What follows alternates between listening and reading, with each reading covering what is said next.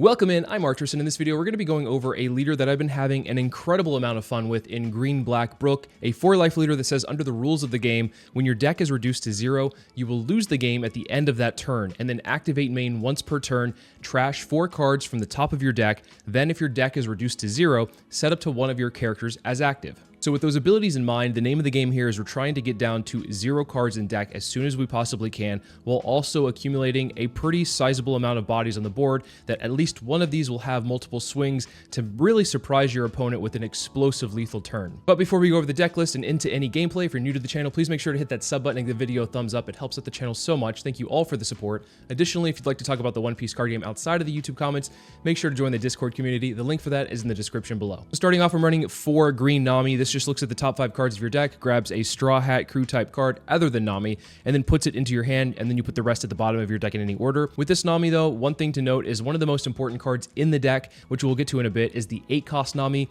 You cannot grab that card with this card, so keep that in mind. This is a good card, but overall, if you're looking for the 8-cost Nami, you can't grab it with this. We're also running 2 of the 4-cost blocker Nami. On play, rest up to 2 of your opponent's characters with a cost of 8 or less, then set up to 5 of your Dawn cards as active at the end of the turn. This is a great way to force your opponent to rest some characters they might not be wanting to rest, and then Luna them, or you can also use this to go for lethal turns, where your opponent has maybe 2 blockers set up, and you play this out, and you rest those blockers and bypass them. Then I'm running a playset of the green 2K Zoro that says opponent's turn. If this character would be rested by your opponent's character's effect, you may rest one of your other characters instead.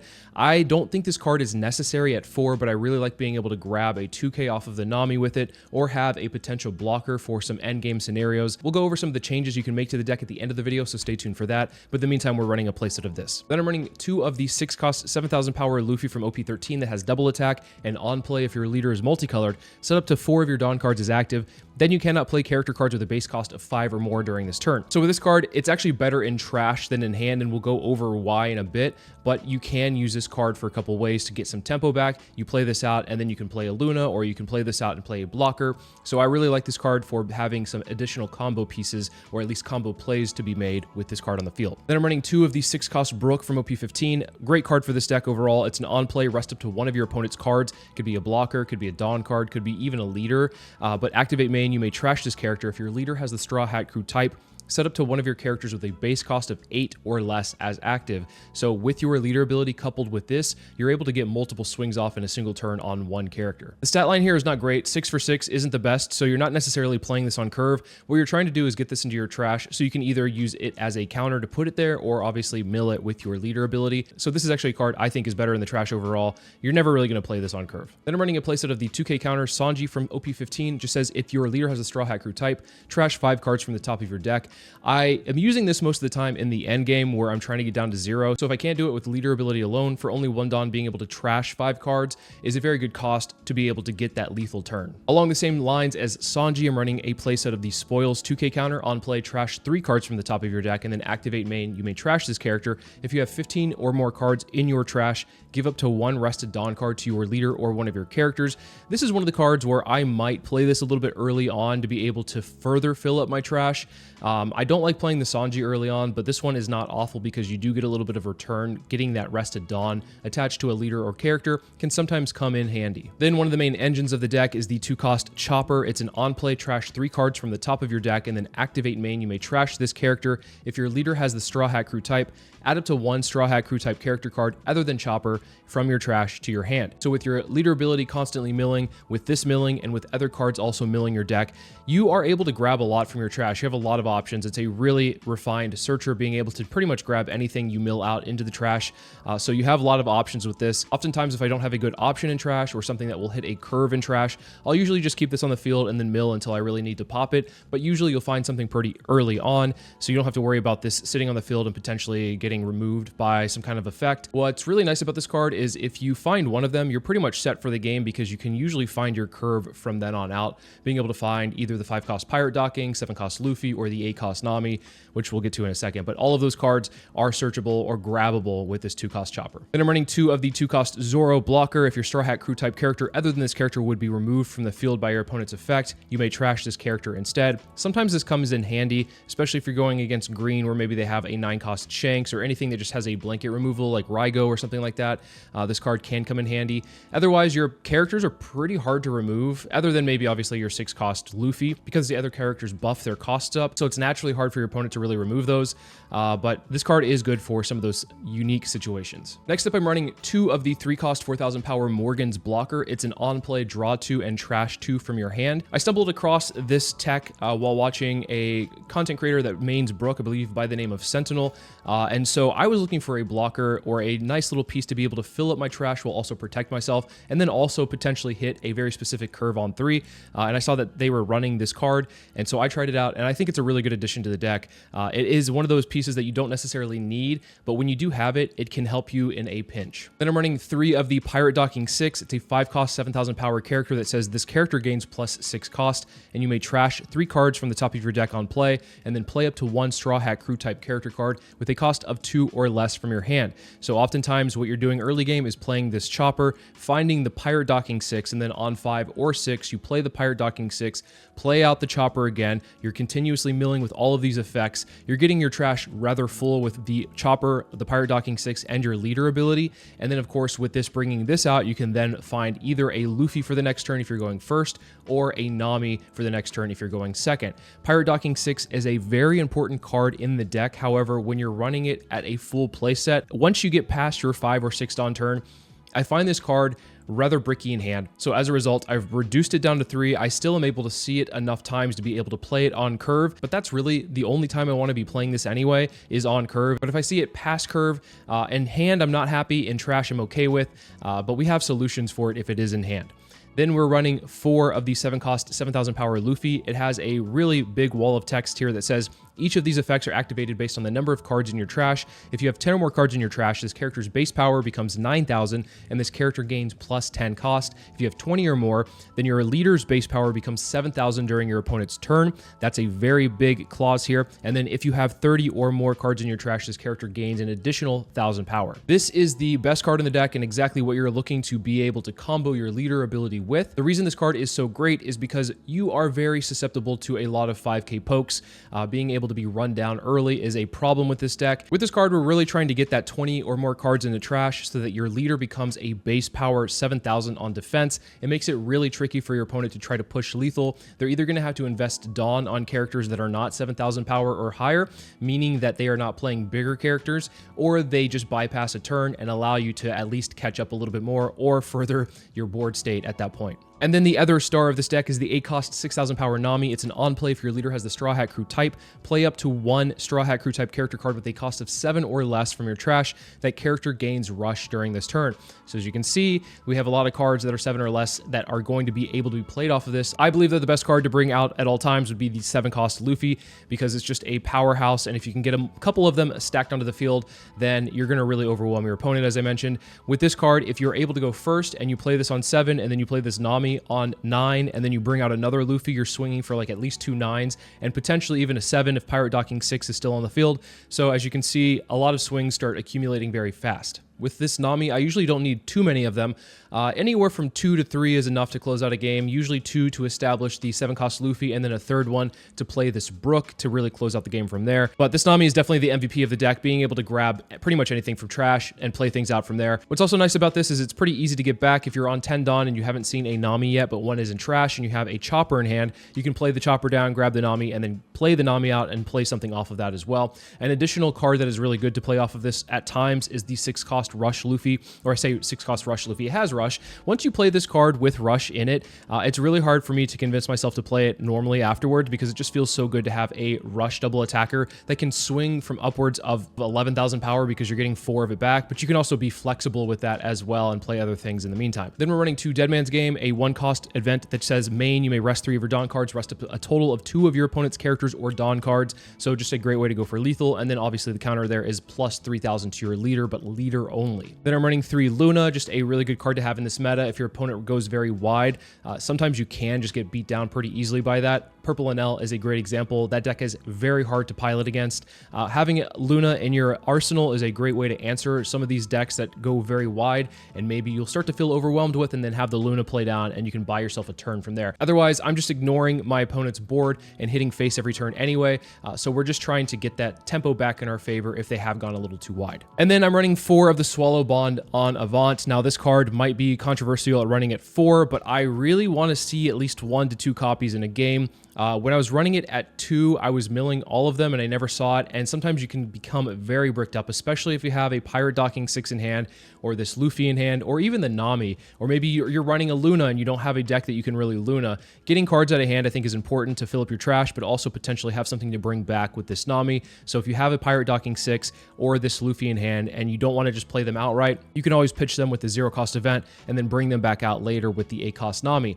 Now, the other part of this card that I think is really important for the deck is it acts as an additional way to get your lethal turn. So as I mentioned with the Sanji, playing it in the late game to really surprise your opponent by getting down to 0 when you're at like 9 cards left in the deck, when your opponent didn't expect you to get to 0, is a very important thing to do because you're speeding up the game by 1 turn. So this card also allows you to do that by the main. You can rest one of your Dawn cards, and if your leader has the Straw Hat Crew type, crash 5 cards from the top of your deck. So this card is an additional way to get you down to 0 and just speed up the game and close it out quickly. There's a couple different ways you can build this, but for this specific version of the deck, I'm building it very much a Smork build where you are ignoring your opponent's board, you're hitting face as much as possible, and then forcing your opponent to get into a race with you, because once you have that 7-cost Luffy down on the field, it's really hard for your opponent to push through. And of course, if you can get multiple of them, especially with Rush, thanks to this 8-cost Nami, then you've really taken over the game. There's other builds that have like the 10-cost Law and Beppo, which we'll go over at the end of the video, that are good cards, but not necessarily what I'm trying to play for. So keep that in mind as we go through this video. But with that said, I've been having a lot of fun with this list, so let's take this into the sim and see how it does. All right, going into Carrot here, I think that this matchup is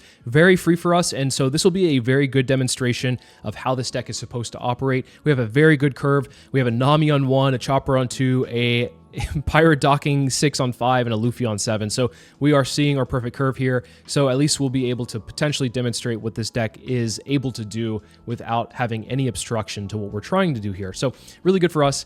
We'll be able to swing very likely just a 6 this next turn unless we have a Nami as well. I'm not going to be playing out a Sanji or a Spoils. We'll go ahead and we could also just, swing 5 and see if they give us a 1K or 2K. Doesn't matter either way. We'll go ahead and then just swing 6 just to be Dawn efficient here. And then with the Chopper, because we don't need to grab a Pirate Docking 6 or a 7-cost Luffy, we're free to grab either like a 2K or an 8-cost Nami. 8-cost Nami being the best option out of those, because we're trying to fill up our curve as best as possible. We'll go ahead and then use the Chopper ability to grab an 8-cost Nami. I'm so happy to see both of these 6-cost Luffys in the trash. I swear, every time I play this deck, I always have the 6-cost Luffys in hand, and I only run 2 of them, and I don't understand why I'm always seeing them in my hand. So that's also one of the reasons why I have so many of the 0-cost events, is because I'm trying to get cards into the trash from my hand that I might not be able to counter out with. So yeah, that's a good thing that we have the 6-cost Luffy out of the way, though. That's one of the big pains, is having that card in my hand. So anyway, they go 2 into 2, we'll let it go, and then they'll probably go 7 into lead here. The way that Carrot has to play this matchup is just be aggressive to me, because they're trying to push me down to 0 before I can push them. Obviously, that's the game plan with most decks anyway, but usually Carrot against other leaders will be able to play a slower plan because they can rest my characters, or if I'm not, playing Brook, they can rest my characters and then stun them with all of their stun effects. But against this deck, they aren't able to do that. So we'll go ahead and play the Pirate Docking 6, bring the Chopper out, and then grab a second Nami so that we have 2 back-to-back Namis, which we'll be able to really overwhelm them with. Pirate Docking 6, as I mentioned, is not able to be interacted with because it's an 11-cost character. So Carrot is able to rest a 5-cost character with a Mink on the field, and then with the 5-cost Carrot that they have, they can stun a 7-cost character. But with the Pirate Docking 6 and also the 7-cost Luffy, both of those characters are above 7-cost thanks to their effect. So that's why this deck is so good against Carrot, because they don't really have a way to interact with my board other than swinging into it, which is not always the most effective way to do things. But when I become a 7K leader, that is the best way to handle me, is to take care of my board, because it's the same thing as swinging against my life to my characters. Wanda is going to be able to grab a Carrot, and then they'll probably just play the Carrot down, swing 6 into lead after they use their Zoe ability. Oh, it's a 6-cost Carrot. Interesting. Characters played on this turn KO up to one of your opponent's rested characters that cost a 5 or less, then play up to 1 Zo from hand. I think that's a pretty good card in other matchups, but I don't think it's good here. Like I said, most of the cards don't do too much, other than maybe the Law and Beppo is a really good card against me. Being able to freeze my 7-cost Luffy from attacking a turn is pretty solid. Down comes a 5-cost Carrot, which that's fine. I mean, 6 or 5 doesn't really matter too much. I think the 6-cost Carrot might have been a little bit better of a play because they would have at least a base 7,000 power swing. They do give me that 6-cost Carrot. We'll go 7 into lead. They'll likely take this one since they countered out of the 5, and then we will just go ahead and play the 7-cost Luffy and then pass from there. This turn usually feels really bad, like in most scenarios, just playing a 7-cost that doesn't really have an effect immediately, but it does because of the fact that it is a defensive 7k. So that's the reason why I'm oftentimes just happy playing this card on my 7 Dawn turn. And then next turn, what we can do is bring another one out with the 8-cost Nami, and we can also pitch the Pirate Docking with the 0-cost event. So yeah, overall, I think we're pretty set for this game. We have a great curve, as I mentioned, and then we were able to build out the rest of our curve in the meantime. We have the option of bringing out the 6-cost Luffy if we want to. We have double Nami in the trash, meaning we don't have any more in the deck to bring out. Here, they're just going to swing 9 into 7. We'll go ahead and use the 0-cost event to put a Pirate Docking 6 in the trash. This is a great way to at least be able to maybe potentially play another 8-cost Nami if we want to bring the Pirate Docking 6 out. It'll get a chopper. Yeah, they're playing it, I think, fine. Swinging 9 and 9 into my 7k lead is really tough for me because obviously I'm not going to want to give them a lot of counter there. We'll go 5 into lead. They give us a 2k. We'll go 7 into 5. This one will probably connect, and then the 10 into 5 is definitely going to connect as well. And then we'll go ahead and play out the 8-cost Nami. And then we'll go ahead and play the Luffy out, and then we'll swing another 10 into 5. We'll leave one open for a Dead Man's Game just in case they decide to push for lethal again. But I don't think that that's going to be necessary based off of our hand. We're quite healthy, and I want to hold on to this Dead Man's Game in case they block her up or leave any Dawn open as well. This turn could be a 10-cost Law and Beppo, which would be a really good turn for them. They also have this 8-cost Carrot that will restand some of their characters. Regardless, we're not really worried about either of them. If the Law and Beppo does come down, it makes it a little bit harder for us to push lethal because their leader will be a 7k leader.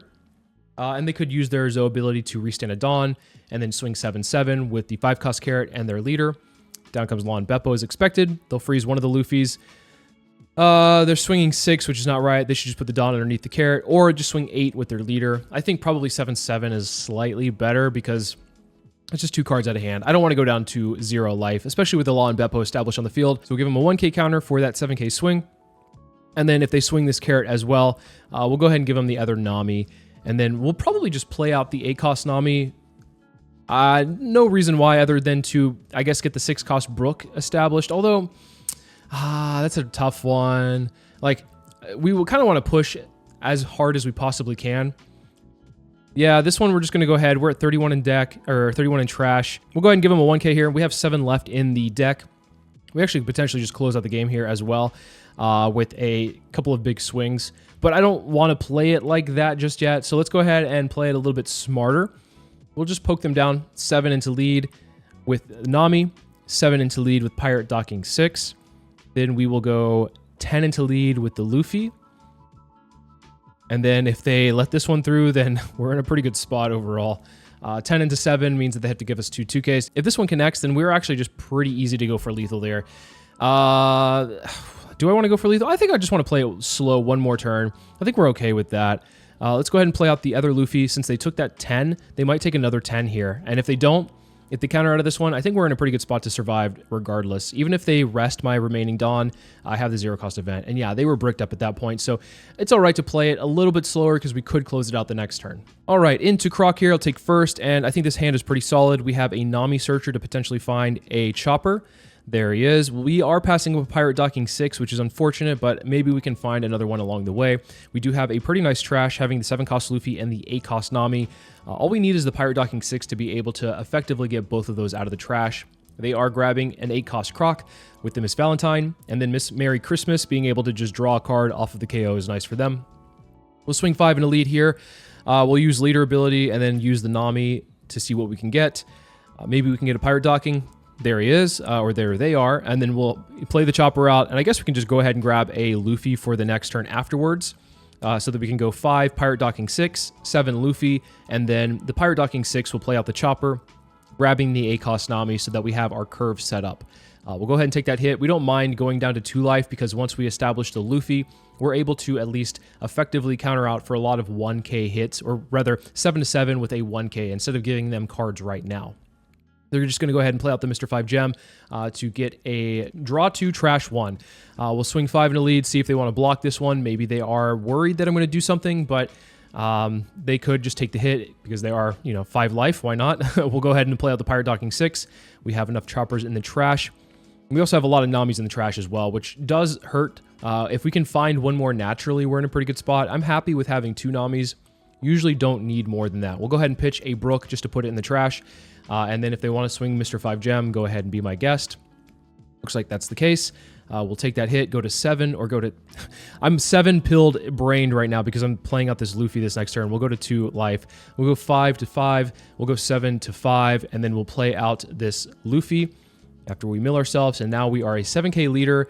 We have quite a lot in trash, and we should be able to at least get it to maybe potentially a 10k swing this next turn, depending on if we want to drop a lot of cards from hand or not. But that's one of the things about being a 7k leader is that it's pretty easy to counter out of most stuff. They either have to swing into the Pirate Docking 6 or me, and I honestly would rather swing into the Pirate Docking 6 as expected there. We'll go ahead and give them counter. We'll just keep this thing alive. If they want to swing the Mr. 5 gem, I'm really happy with that as well. They decide that they're going to keep their blockers up, which is understandable. We'll go ahead and swing 5 into lead. I don't really think this Luna is going to be doing us much good. They do want to give us a free block. That's totally fine. We'll swing 7 into lead, and then we'll swing 9 into lead. This one will probably be blocked by the the gem or Mr. 4. They all have different names. The code names don't really matter. We'll just try to remember the numbers. We'll go ahead and then play out the 7 cost Luffy off the Nami, mill, and make it a 10k swing. And this should put them down to 1. Yep. And then they have a lot of cards in hand, so it could be a very scary situation where, maybe trying to go for lethal isn't going to cut it because of the fact that they have so many cards in their hand to be able to counter out of stuff. Here, we're just going to go ahead and keep the bodies on the field if we can. We'll drop a Nami. I think we want to keep the 4-cost Nami just in case they establish a lot of blockers here. And then we'll go ahead and use the 0-cost event plus the Luna to be able to keep the Pirate Docking 6 alive. This turn, they're probably going to play out the 8-cost Croc, stun the Nami, use the Croc ability, and then stun one of the Luffys. So we're out of 2 hits this next turn, which definitely hurts us. And they also have a ground death as well to prevent any kind of really lethal situations on our end because the +4 is really good for 1. They are getting a lot of card draw off, an immense amount of cards in hand. What is this, 12? So going to be really hard for us to really break through this, but we're going to just have to do our best. I think if we can swing and maybe bait out a block or their counter event, I think that would be good for us because what we can do at that point then would be to Brook and then rest either the blocker or the Dawn and then set up our turn the next turn as well. So we'll go ahead and swing 9 here, see if we can get that ground death out of hand. And if we do, looks like we do, we can then rest the Mr. 5 gem and then really push a really hard turn here. Swinging, what is this, 12? Oh, I put the Dawn on the wrong. I forgot that one was the one they can't attack. Oops, that's a blunder. It's okay. We are going to probably be able to push them past lethal this next turn anyway because we have the Nami in hand and we're a 7k leader as well. So we're in an okay spot. Like we could have played that turn obviously a little bit better there by, reading the cards a little bit. But hey, it's okay. We have a lot of counter in hand as well, so we should be okay.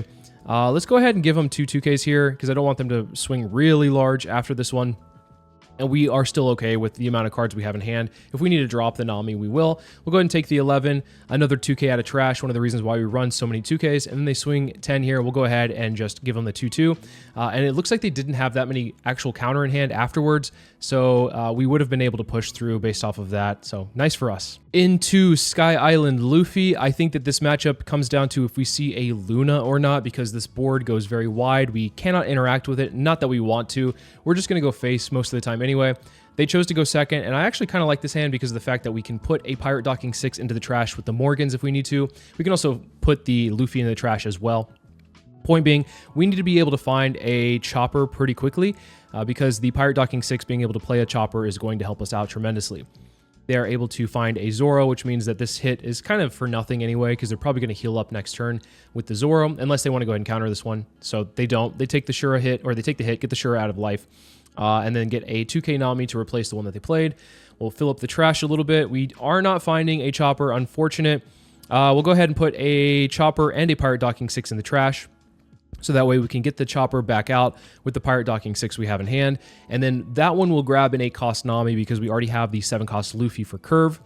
We'll go ahead and take the 5. Luna is really good for us for the late game in case they, like I said, go really wide and have a lot of tapped bodies. A great way to answer their 5 cost rush Luffy. So we'll just swing 5 here. We'll establish the pirate docking 6 after we mill. We'll play out the chopper with the pirate docking 6. And as I said, the chopper will be able to grab a lot of things here, but what we want is the 8 cost Nami for our follow-up turn to the 7 cost Luffy. So if we can get one more 8 cost Nami, I think we're in a pretty good spot. Ooh, that Gadatsu's pretty good here to be able to just KO the Morgans. Unfortunate, not able to use it as a blocker. We are going to have to give them a counter here. We'll go ahead and give them a 2k Sanji to be able to stay at 2 here. I think being a 2 life 7k leader is pretty healthy for us. We're probably not going to be in a lot of trouble with that in mind. We'll go 5 to 5. They counter out with the 2k. We'll go 7 and 5. They'll take that one. And then we'll go ahead and play this Luffy. And we are now a 7k leader. And if we counter out maybe twice this turn, we could see where this Luffy is a 10k leader or 10k swing this next turn as well. Down comes the 5 cost Luffy. Their board is going really wide. They will likely be able to swing 2 swings here, a Gadatsu or Zoro, and then a Luffy as well. So then they're going to swing probably, I was going to say probably swing into the pirate docking 6, but I think they just want to pressure my life, which is totally fine. There they are. Okay, so they're going to swing into the pirate docking 6. We'll keep it alive, and we are able to put 2 in trash, meaning that we can get this Luffy to a 10k swing, which is very good for us. We'll swing 7 into 5.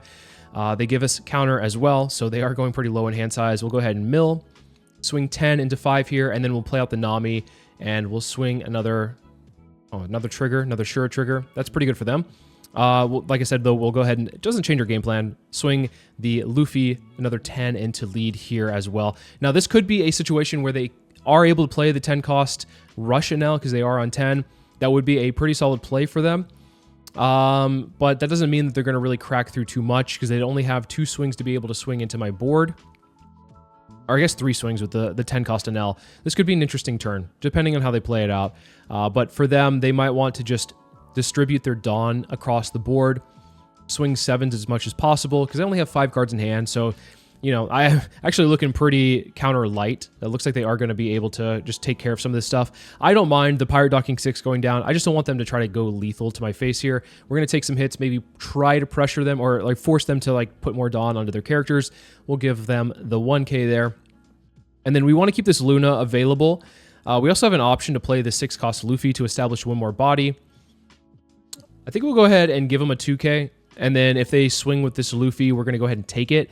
Our game plan here is to, yeah, I guess we'll just get that Morgan's another body to be able to block potentially. But that's not what we're doing here. Is if they establish, okay, Borsalino, I was going to say, if they establish a blocker or another character, we could rest it with the Nami and then freeze their entire board. I also don't want them to have a trigger to come out of life as well. So we might want to focus one of these swings into one of the bodies and see if they just take the hit or if they, you know, take the life. So we'll see what they do, but we have a couple options here regardless. I think our best bet is, honestly, it may just be to double blocker up here. We might not even need this Luffy. I was thinking maybe we could use it, but I don't actually think we're going to need to. So we'll swing 5 into lead. We'll go and then probably put some Dawn on the Nami. There's a world where we could just swing 6 as well and just ask for cards out of hand. They give us a 2k on a 5k swing, so 6 would be another 2k. Yeah, they have it. Let's swing 10 into lead here. They block that one. Okay. That means that we could swing into like a Gadatsu and just see if they take the life so that we're not giving them a trigger.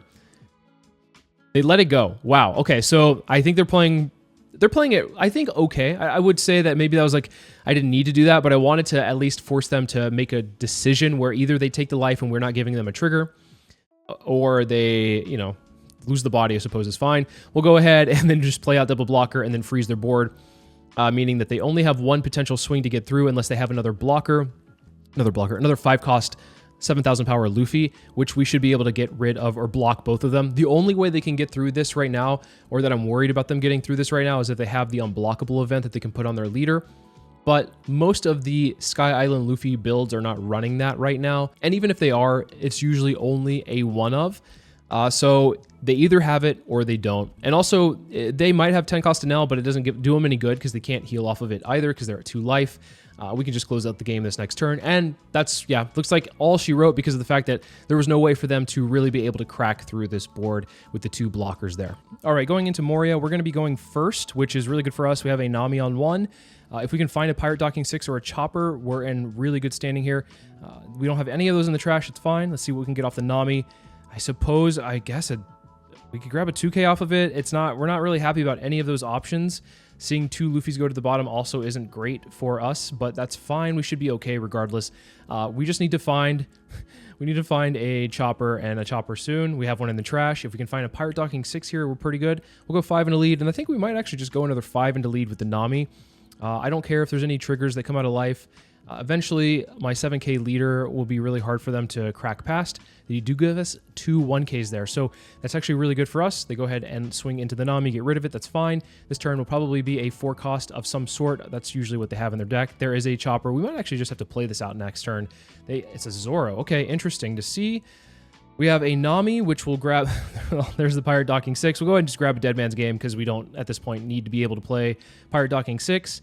We'll go ahead and play out the Chopper, use the Chopper to grab back. We don't have a lot of good options, so I'm just going to go ahead and grab back the Zoro and then swing 5 into lead. No need for us to swing 7. We just need to force like at least a card out of hand if they're at 3, and then we'll play down the Zoro and pass. Then this next turn, what we can do is play out the 7 cost Luffy and be a 7K leader. We are not seeing our curve at least cleanly. We would have liked to see the Pirate Docking 6, obviously the next turn or this previous turn, but it is what it is. We will be okay. 2 7s, very likely, yeah, maybe even more. I think we actually just block this one so we don't go down too low, just so they don't play a 9 cost Boa Hancock and rip that last life. Another Zoro to heal back up. Yeesh. Okay, so here we're just going to swing 5 into lead, continue to bash face, and then we'll go ahead and establish this Luffy. Having a couple Choppers in hand is pretty nice as well. They're just going to counter out. I think they want to stay as healthy as possible. I mean, I understand it, but it's a little bit annoying to have to crack through 5 life against Moria and potentially even more. Down comes Ryuma to KO and draw 2 trash 2, and these Zoros will be able to swing for free, which is really not great for us. Hopefully we're able to counter out of these hits. A 9 is not looking too good. It might be another 9 as well, and then a 7. We're going to have to counter out of this because I don't want to go down to 0. Although 0 is not awful against them, but we don't really have any way to protect ourselves outside of any blockers, and I don't want to have to dump a lot of counter, so we're just going to do it this turn instead. We'll just go 6 into a Zoro. We'll go 9 into it and clear the board as well, and then this turn we can play out the Nami into... Well, do we have it? We have a 7 cost Luffy, but I think actually this Luffy, the double attack one's a little bit better here. We can swing 9 into lead double attack, and then we'll have Dawn open for our Dead Man's Game. And this is pretty good to at least apply pressure. We'll mill and then pass the turn from there. And then, of course, we are looking pretty counter light because we don't have a 0 cost event to get this Pirate Docking 6 or the Luffy out of hand, unfortunately. They're just going to go ahead and play out the 6 cost into a Hogback to KO Hogback, and then bring out a Perona and freeze the 6 cost Luffy. Pretty good overall. And they're just going to apply a lot of pressure here, and I think I just take this one. I think I just take it, and we'll have to do our best this turn to try to survive. We are in a little bit of a rough spot, unfortunately, but let's go ahead and just see what counter we can get out of hand. We'll go 5 to lead. I think 7 to lead is also okay. And then we will go, it's an Absalom Absalom trigger will probably be a Hogback. Not the Hogback I expected, but still a pretty good Hogback overall. We're just going to ignore this one because they have to put Dawn on it for us to be able to really be worried about it. And then I guess we could do a Pirate Docking 6 to then, I would suppose probably just put a... We could do a Chopper, or we could do a 2 cost Zoro just to be safe. I think the 2 cost Zoro is probably a little bit better here, just to be extra safe, because they're going to have to get rid of the blocker. They don't really have ways to bypass blockers, and we have a lot of counter in hand as well to be able to potentially survive a really big hit. So I think we're in a pretty good spot. Now, they might want to prolong the game just a little bit. They could heal up with like an 8 cost Moria, use the effect of their leader. Looks like that's not the option that they're taking, though. We'll go ahead and counter out for this Nami just to keep it alive. The amount of swings that we have on the field is going to be very important. Do I give them a counter here? I think I do. I think I just try to keep this Nami alive because we need as many swings as we possibly can get, because they did freeze the Luffy, and they're going to probably use their leader ability this turn as well to heal up to go to 2. So having all of these swings is very important for us. I think I'm going to go ahead and block this one, because if we do, then maybe there's a world where they put the rest of the Dawn on their leader and swing in, and we can easily just counter out of that. So I think that's probably our best bet here. 10 into 7, which is going to be a Dead Man's Game plus a 2K.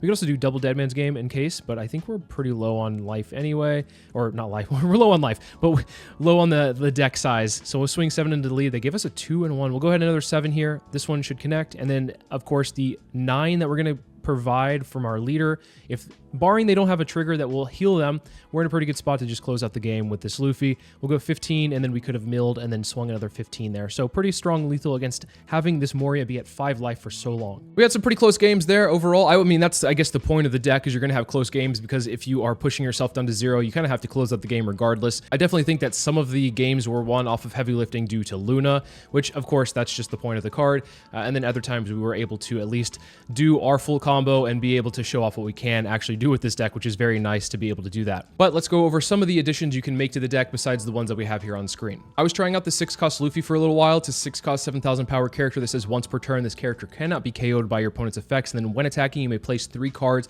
from your trash to the bottom of your deck in any order. Then if your opponent has 5 or more cards in their hand, your opponent trashes 1 card from their hand. So I really like this card overall. However, I don't think it's going to fit well into the current deck list that I have, because with this, I'm trying to hit 0 as fast as possible. And I think if you're playing more of a long game, this is a good card for that. Being able to put cards back into your deck so that you can cycle the deck a little bit easier, but also not dying to your leader effect so quickly as well is important. But like I said, I'm just going as fast as possible, so this card doesn't really fit in for those reasons. If you are playing a more defensive approach, I think the 10-cost Law and Beppo is a great card for that. I cut it from the deck because, once again, I'm just trying to go as fast as possible. And with this card, it is a good card, but it slows down the turn for 1 turn. And I don't necessarily want to slow anything down. I want to keep the pressure going as much as possible. If you find yourself in positions where you are dying more often than not and you need an additional way to buff your leader or at least freeze an attack, I think this card is worth exploring. I also consider this 6-cost Nico Robin. It's an on-play, and when attacking, if you have an 8-cost or above character in the field, give one of your opponent's characters -5 cost during the turn. If you are going more of a control route, this is a really good option to be able to pair with things like the 5-cost Sanji, but I think that's a little bit more specific. With the Sanji on play, if you have a character with a cost of 6 or more, KO up to one of your opponent's characters with a cost of 5 or less. So as you can see, that Nico Robin with this Sanji is a pretty good combo, but I don't think we're really going for that in this meta or for this game state. Once again, we're just trying to go as fast as possible, but these are options you can build around with different variations of the play styles. And of course, if you're feeling really spicy, you can run this 9-cost Zoro, although I don't recommend it because you don't really have time to establish this and then be able to pull things off. But if you are able to, then this card is incredibly strong to be able to just really have multiple ways to close out the game. You can swing 3 times with this, and if you're at 0, you can swing a 4th time as well. But overall, it's not necessary for your game plan. That being said, I'm sure there's other cards I am forgetting right now, but these are the ones that at least come to mind. This deck is incredibly fun. I have not had more fun on a deck in quite some time. Obviously, Usopp is one of those decks that I enjoy as well, but this one is a close second for the fun category. I don't think it's a deck that's going to really be able to win tournaments per se, but I do think it's one that if you put a lot of time into, you might be able to crack it and be able to surprise your opponent. There are some rough matchups out there, but I think the way that the meta is shaping up to be more green focused, where you're playing around Luna, this card bypasses Luna altogether because of the fact that your Pirate docking 6 and your Luffy are above 7 costs naturally. So this deck is really good into a heavy green meta and even potentially a yellow meta, although yellow can be a little bit of a problem if they start to heal up because you're trying to close out the game quickly. But yeah, Brook has been quite a lot of fun. Let me know in the comments below what you guys think about Brook and what other spicy additions have you included into the deck list that maybe I didn't think about for mine. Let me know about that as well. As always, thank you guys so much for watching, and I'll see you guys in the next video.